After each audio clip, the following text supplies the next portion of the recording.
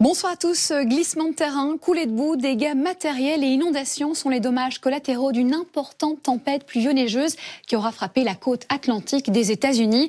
Un retour au calme est prévu pour ce week-end. La situation reste un peu complexe chez nous puisque la France est sous l'influence de deux perturbations. La première est associée à cette dépression située au large de la Galice et l'autre perturbation est associée à une dépression située sur l'Île-de-France. Enfin, tout le pays est associé aussi à un vent de secteur est généré par un puissant anticyclone situé, lui, sur la Scandinavie. Résultat, demain matin, rares seront les personnes qui pourront profiter d'une météo lumineuse car les nuages seront clairement dominants, doublés de brumes, de brouillard sur le nord et le nord-est du territoire. Les éclaircies seront cantonnées, elles, vers le sud de la Bretagne, les Pays de la Loire, l'ouest de la région centre et l'extrême nord de l'Aquitaine. Et vers l'est du Languedoc-Roussillon, vers le Massif central, on sera touché par des pluies à caractère continu en lien avec des entrées maritimes. Le vent, quant à lui, pourra atteindre des rafales de 50 à 60 km/h en Méditerranée, mais aussi en bord de Manche.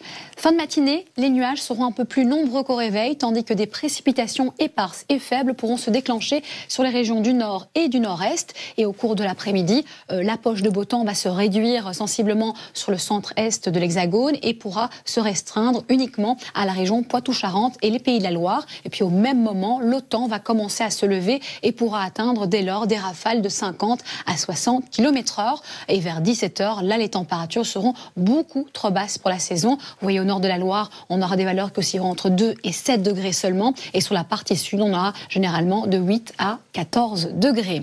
Voici la tendance pour ces 6 prochaines journées, à savoir la dernière de la semaine. Dimanche, on sera sous l'influence d'un flux de secteur est qui va établir une météo plus sèche sur les régions de l'est, justement. À l'ouest, on aura une météo plus agitée, instable, avec pas mal de précipitations, notamment sur le Languedoc-Roussillon. Légère hausse des températures à partir de dimanche, confirmée lundi également. On aura un important cumul de pluie vers le Languedoc-Roussillon de l'ordre de 20 à 30 mm de pluie. Et on voit déjà que l'anticyclone assèche de plus en plus la masse d'air sur le nord-est, gagnant même une partie ouest du territoire. Même mardi, on pourra le constater. Et toujours cette instabilité qui part de la Bretagne et qui rejoint finalement la Corse en passant évidemment par la Côte d'Azur. Alors la tendance aussi pour mercredi, jeudi et vendredi, un temps certainement sec. On se réveille avec des brumes matinales et en après-midi, on aura plutôt un ciel variable. On note la douceur finalement pour la semaine prochaine. On aura des valeurs qui seront largement au-dessus des normales de saison.